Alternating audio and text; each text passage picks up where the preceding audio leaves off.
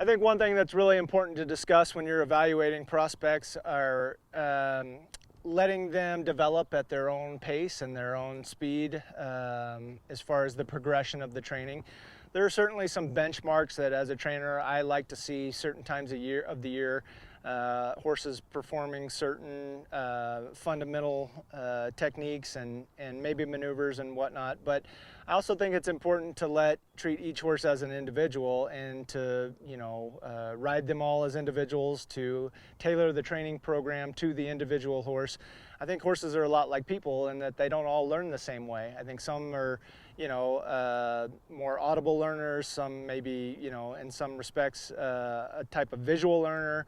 I think that, some horses require a lot more repetition. Some horses tend to be, very intelligent and they learn very quickly, but, then they also start to learn how to sort of take advantage of you fairly quickly. So this horse is a good example.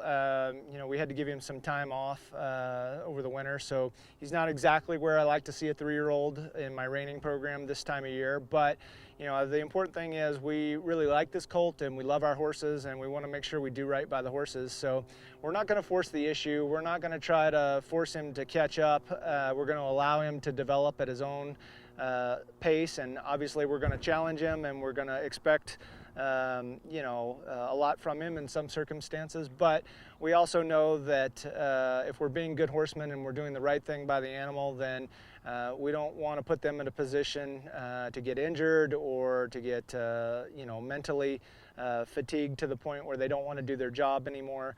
I think these horses have a long career ahead of them, and even though the futurities are very important to me and to a lot of my clients, and we enjoy, showing in the aged events, I think it's easy to get wrapped up in the fact that, or the misconception that that's the only horse show, and that you have to force the square peg into the round hole.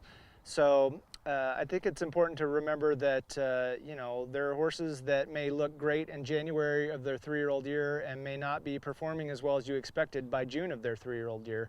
Conversely, I've seen lots of horses that I would have never guessed in January of their 3-year-old year would end up being the futurity champion.